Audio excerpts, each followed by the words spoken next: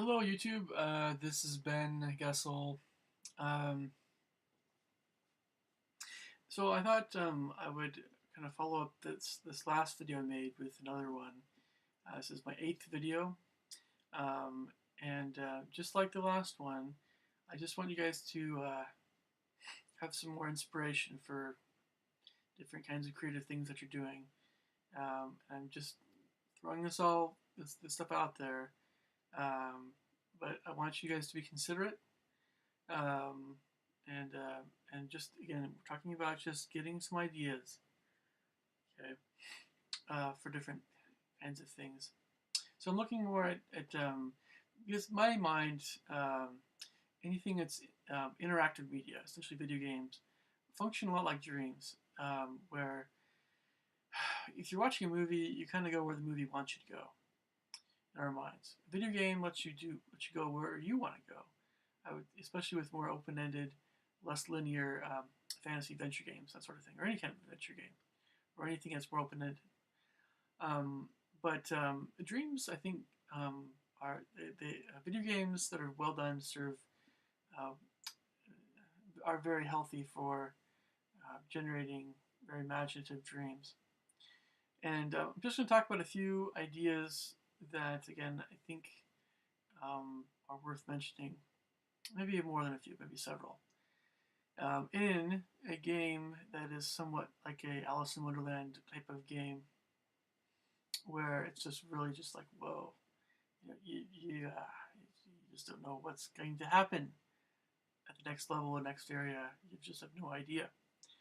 Uh, so, uh, so the first area that I'm talking about here, the first setting you might find yourself in a video game, for instance. Again, all these things can definitely tie directly right back into dreams if you have a dream like this. But dreams tend to again, it's just kind of a pattern of one feeds the other kind of thing, kind of. But again, anyway, so this first idea, main character might find themselves in a dining room of sorts, and so all kinds of food are on the table, but the people at the table, the creatures, I should say, the characters, um, the main character is generally less familiar with, somewhat. Um, so in addition, all the food, all the drinks, different kinds of food and everything like that, each thing has different effect on the main character. It might seem like an idea that's been done before, but trust me, this is going different directions that you might not expect. Might not. Um, so, of course, you're familiar with the idea of accidentally being drugged and the effect of actual, real drugs, effective foods, things on people that can make someone drowsy or lose touch of what's actually happening. Their sense, or all kinds of things could happen. In addition to shrinking and growing, just like the Alice in Wonderland mushrooms or cookies or whatever cheeses. We're talking about things like dizziness, uh, being kind of sick, feeling sick to your stomach, uh, things that amplify the senses, make things unusually loud or unusually quiet or um, unusually rough sounding, or all those kinds of things. Um, heightened senses. Um, so it could be something. You could eat something that causes illusions to come into play. So you could think that you're talking to a very polite young woman or a very nice young man, and in reality it's a monster. It's a shape. It's kind of it's an illusion that they are in a kinder looking kind of form, and you have to trust your memory. What might have happened before you had that food, to know what kind of being you're talking to, uh, or the nature of that conversation. So the first idea generally is just kind of one of those, well, reality check, what's going on kind of things, and this fear of losing control over your immediate environment via what you eat and drink. I think that idea never really gets old. It can be used a lot more in the future.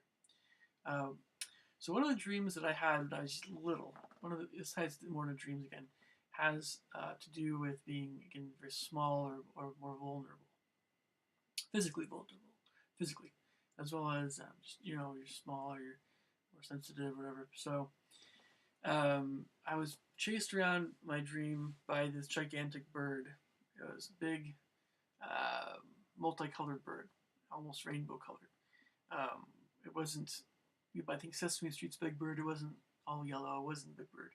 This guy was a lot meaner looking. The big sharp beak, big sharp beak, very sharp. Uh, and it wanted. I know it wanted. I knew it wanted to eat me, but I was just trying to get run away from it, and that sort of thing. It was a scary dream. Yeah, yeah. So I don't know to what extent this plays in what played the, what effect this had in my life, but to even that there used to be a wading pool in Enchanted Village that had, I don't know if it had dolphins there or whatever, but the way that the colors were, the way that architecture was, the way they designed the wading pool, it had a quality about it where it was very easy to take that concrete, whites and light blue kind of color scheme, and all the little animals that surrounded it, and put it right into a scary dream about a bird that was chasing around a wading pool or a fountain or something like that in an urban environment. Visually, it was just a very easy connection for me. So I don't know if that played in there, but who knows. So, but you could be in in a video game, you could be in a certain area. You could be a little guy, either little kid, little boy, little girl, and you're in this giant pool, and maybe there's a shallower end, and to go to the next section, you have to go into a deeper end, or you have to get by these more sinister looking and giant amphibians, reptiles, or birds, or something. So, something like a frog or toad that looks harmless enough, in the waiting area, a little farther away from it. When you get up closer, maybe it's a little bigger than you thought it would be, a little bit more hungry to eat little humans, kind of thing. And the water is a water current that's going in that creature's direction. That's something again that could be explored more um, in video games and that sort of thing in stories. So another possibility, talking about idea of shapeshifting, and I'm gonna get back to this in a bit. Um, so I think you guys have seen The Secret of Nim, or if you haven't, I recommend it. There's a scene where Mrs. Frisbee, she's a mouse, a mom. She's trying to save her family. And don't want to spoil it for you, the whole movie again, but she sees a wise old owl to know what to do, and she's petrified of this owl because owls eat mice. So if you were to visit an owl, if you were to visit an owl in a video game, you probably wouldn't want to be a mouse unless you knew for certain that this owl wasn't going to try to eat you. That kind of idea. But of course, if you were to go inside of a giant tree, you'd probably want to be small enough to go inside that giant tree. So that changes things a bit. So what kind of creature could you be if you needed to talk to this owl? That's the kind of train of thought that I think really would get video game programmers excited. Um, just ideas of shape shifting. I actually know. So in Dragon Age Origins, they tried that idea, and I think it worked actually pretty well. Again, I don't play video games as much as I used to. I hardly really ever do. But just a time thing, just a priority thing. But um, that was a great idea. For the Dragon Age Origins to be able to change between some kind of fiery human like figure and a big rock throwing golem and a mouse to get through the tunnels. You guys will have to play that game if you're curious about that. But yeah, so you can also be, of course, if you're in a dangerous forest, be able to shapeshift into a big, large creature to defend yourself, bear or something, or if you wanted to spy on a suspicious sounding group or that sort of thing, try to be a cat and be very quiet and black cat and that kind of thing. Um, some kind of cat that can turn invisible. So just there's a lot of possibilities. That's I don't know if that's a general. It's not a really specific area kind of idea as it is. Maybe the owl and the tree idea, but it's just an overall idea that would work really well, I think. So of course, something a bit more simple, perhaps the idea of finding yourself in a obstacle course, again, in a three-dimensional game, but one that's potentially the video is lightning, very, very fast. You can go very, very fast, speed-wise. Say you find yourself in this ball of sorts, and you're a little tiny, you're still maybe human, or maybe you're a mouse, whatever it is, or a gerbil, a hamster, like one of those like courses that people give their guys. But you find yourself in this little ball, spinning ball, and you're in this giant obstacle course, and you're going down this thing almost just amazingly fast, going off jumps, and there's these splits in the tunnels that you're racing through. And where you're going exactly, you're not quite sure. Hopefully, if you survive, you just don't know what's going to happen. So that's kind of a transitionary kind of thing, or more of an adrenaline kind of area. And that's been done, and of course, now also Wonderland: The Madness Returns in a few places in the game.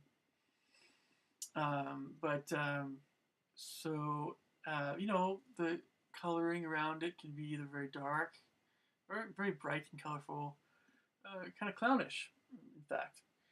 Speaking of clowns, that's my transition there to the next idea. You guys are, I don't know if you guys are going to like this, or I know there's a fear of clowns still out there, but yeah, you can find maybe after you've, let's say, eaten something that causes you to fall into very deep sleep at that dining room area. You find yourself fast asleep, and all of a sudden you can find yourself in front of a bunch of clowns, and they're force feeding you ice cream and cake, birthday cake. It's one of the clowns. It's one of their birthday parties. And oh yeah, something right out of a nightmare, I know. But you're not really enjoying yourself. You're all tied up to this bullseye thing. They're gonna play pin the tail on the donkey soon, unless you find a way out of there. After that is, they're feeding you, of course. They're nice. They're nice folks. They're feeding all kinds of stuff, and you're feeling very sick to your stomach. That kind of thing. Oh yeah. So by some miracle, if you're able to figure out how to get out of the rope that they tied you to, so you're tied up, and you don't have any magic spells to help you loosen that rope. There's the idea of then, either you sneak out of there without being seen, or you fight the clowns if you feel like you're powerful enough to take them on. But then, of course, this idea of if you escape and you're running away from them, the idea of it's also the idea of them chasing you, kind of thing. The chasing idea can apply to a lot of different creatures, but clowns, I think, really register still for a lot of people in terms of some kind of creature that's really, yeah, a lot of possibilities. Yeah. So maybe it's been overdone, but I still think there's still more that can be done there. Something as simple as something completely different. Something as simple as a doghouse. So I've seen Charlie Brown a lot, of course, when I was younger, and I noticed, during one movie, Charlie Brown movie, that Snoopy had a little bit roomier basement to his doghouse. You wouldn't think it's that big, but it turned out that it was pretty good sized. A rather roomy basement where he kept all this really cool stuff, like his old Babe Ruth baseball cards, maybe, or some Elvis Presley records or something like that. His lifetime supply of dog bones.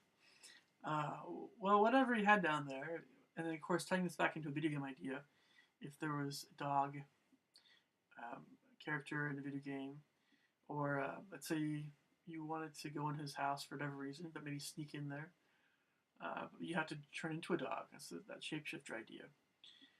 What's in there? Is it just dog bones, or is there anything else that you want to see what's in there? Maybe he has a room in your house, and it looks like maybe there's a basement in there, underground.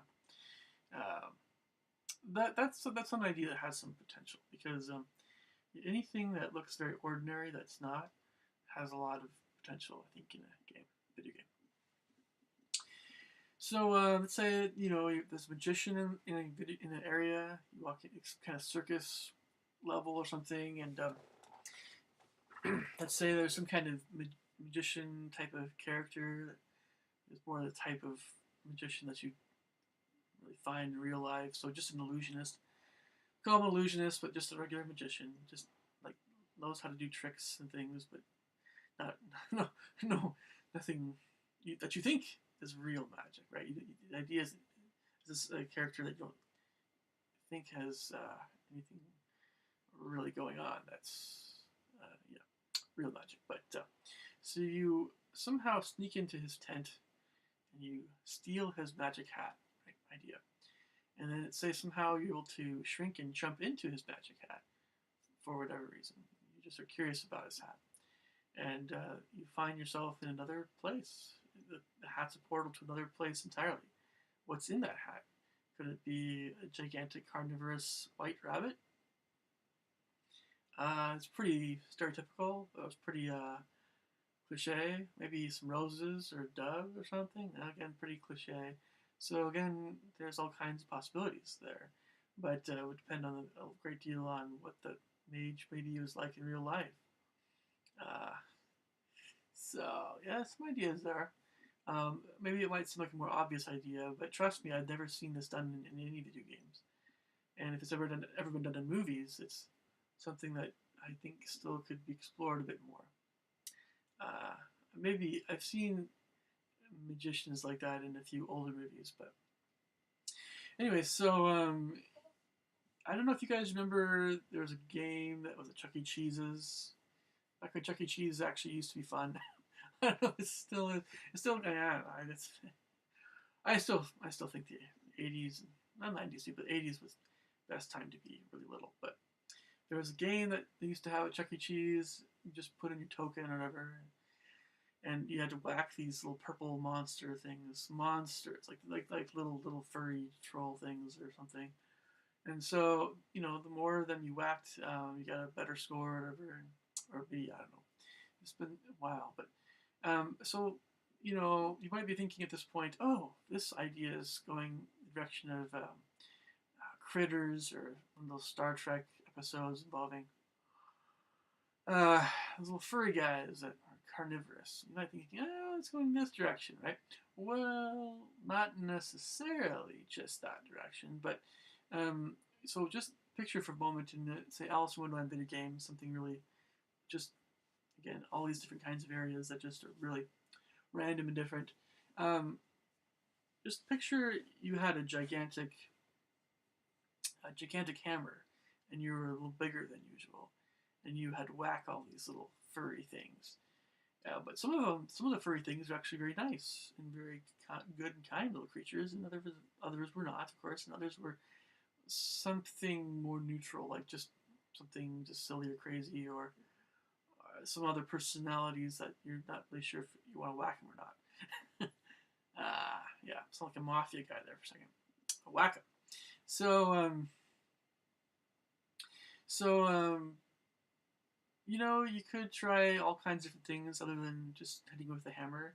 You could try luring some over to a certain corner of an area with certain kinds of food, different food options there. You could try doing different things with lighting, or even playing different kinds of music to these things and seeing what happens.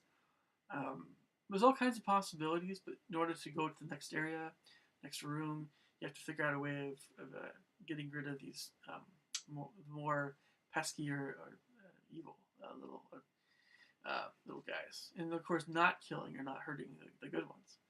And then of course if you feed them, they get bigger. Some of them, so you want to make sure that you feed the right ones.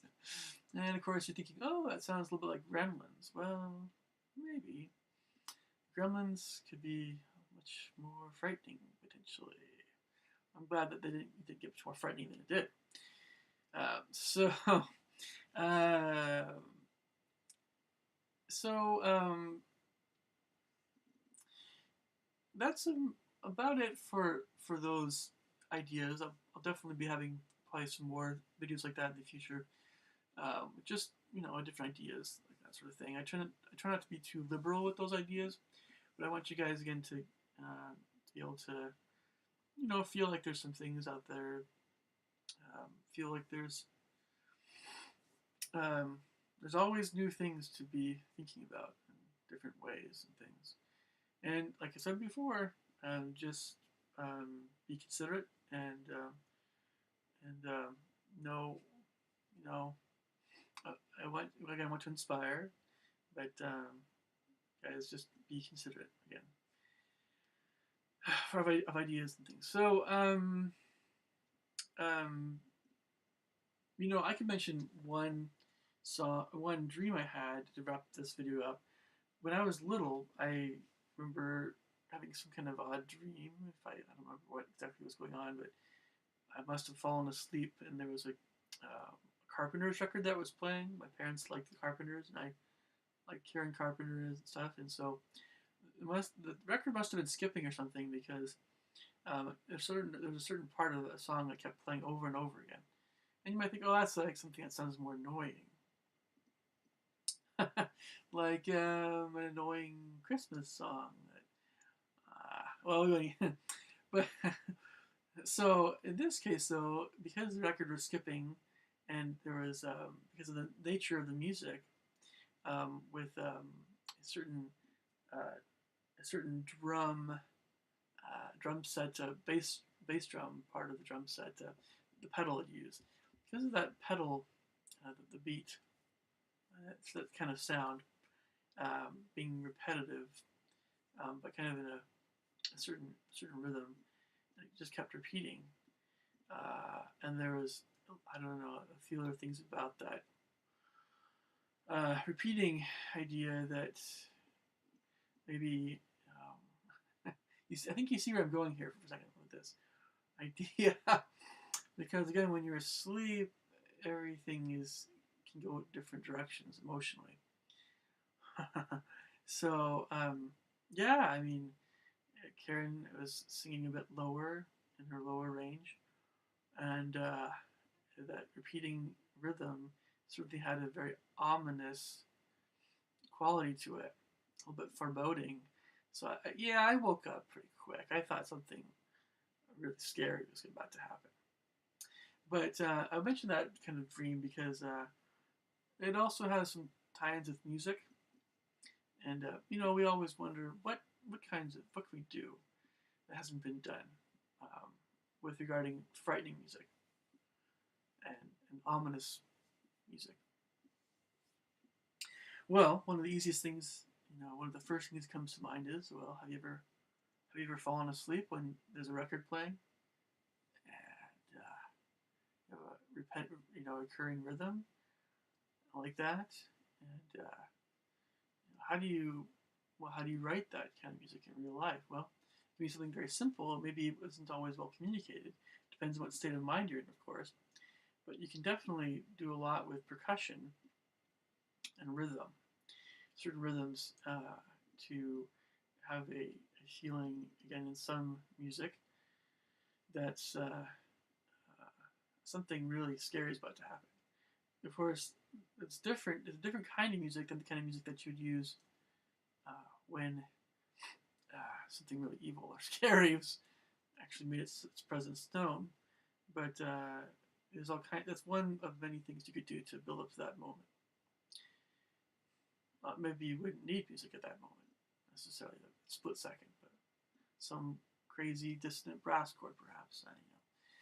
There you go. That's film scoring. So, all right. Hopefully, you guys got some ideas from this video. And again, just try to be considerate.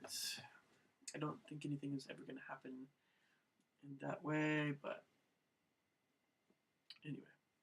All right, I will catch you guys later. Have a good night. All right, take care, and we'll see you.